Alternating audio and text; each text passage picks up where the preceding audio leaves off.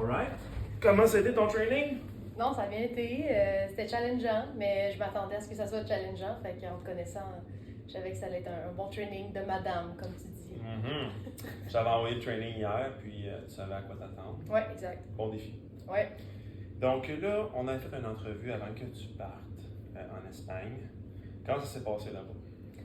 Ça a super bien passé. Après, j'étais en mode rugby, fait que je m'entraînais, je jouais, je pratiquais.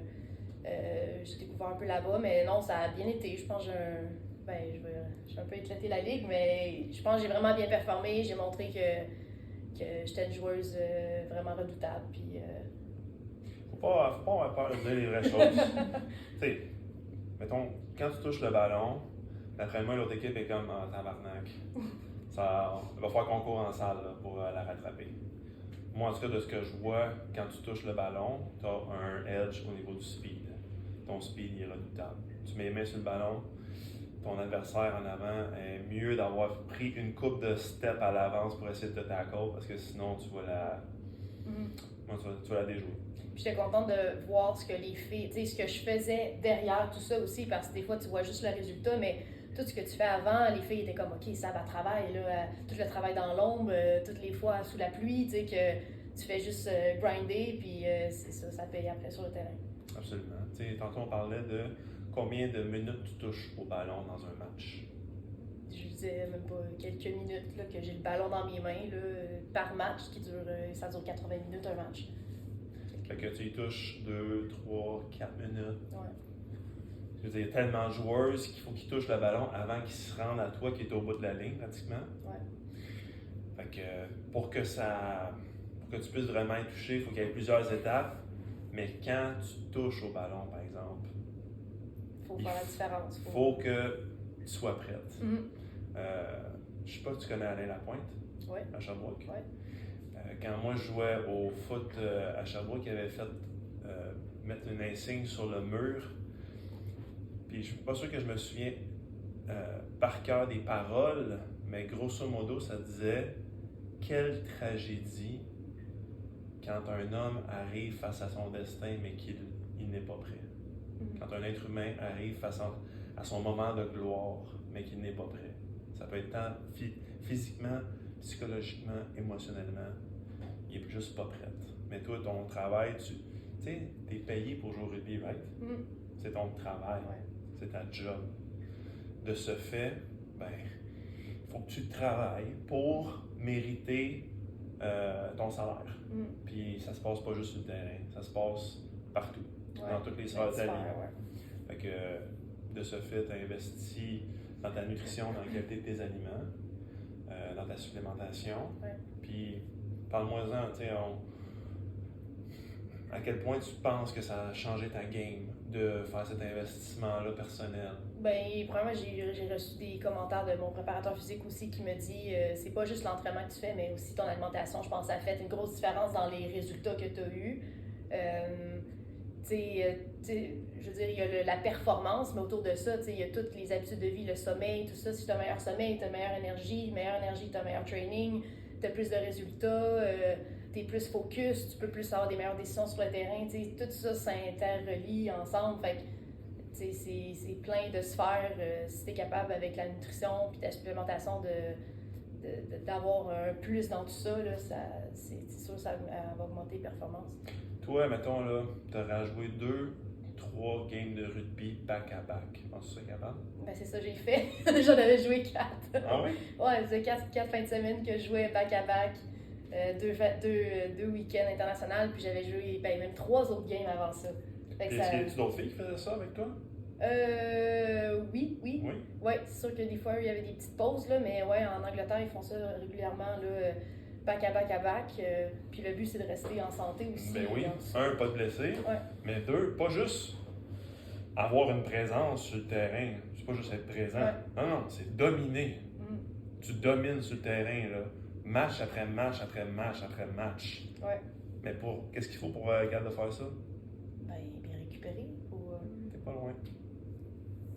Recharger les batteries, je sais pas. Oh, t'es pas loin. Avoir de l'énergie. Ouais. Faut que tu aies de l'énergie au bout pour être capable de faire ça, là. Ouais. Donc, faut que tu investisses dans ta production d'énergie. Ce que tu fais à mes yeux de façon journalière. Bon, écoute, je pense qu'on a fait déjà le tour pas mal. On va aller explorer autre chose. Mettons, on va parler de ta personnalité un petit peu. Tu as grandi où? En Beauce, Saint-Georges-de-Beauce. Oh yeah, represent. Puis, comment est-ce que tu penses que la Beauce influence la personne que tu es? Ben, tu sais, je viens quand même d'une petite ville quand même. Tu sais, je pense que j'ai toujours resté un peu. Je suis une optimiste, tu sais, je suis une positive. Tu sais, je suis émerveillée par la vie. Là. Je pense que c'est quand je suis sortie de Saint-Georges, j'ai vu d'autres choses. C'est ça, je pense mon attitude, j'ai eu une attitude de gagnante. Je voulais tout le temps m'améliorer, j'étais curieuse. Tout ça, je pense que c'est des bonnes qualités à avoir dans la vie, mais pas juste comme athlète, mais dans la vie en général aussi pour affronter tous les défis de la vie. Puis moi, ce que j'ai remarqué des fois dans certaines vidéos Instagram, c'est que tu es admettons dans l'autobus avec les autres filles, puis là, ben, tu lâches des jokes, tu te mets à chanter, à faire du lip-sync, puis les autres, ils étaient à moitié endormis dans leur siège avec quasiment un coulis de barre. Qu'est-ce qui se passe? Puis toi, t'es là, hey, let's go, tout le monde, come on, let's go, come on. Je suis comme, ok, elle a vraiment un edge énergétique, ces autres-là. C'est sûr que sur le terrain, ça va transparaître. Est-ce que toi, tu le perçois?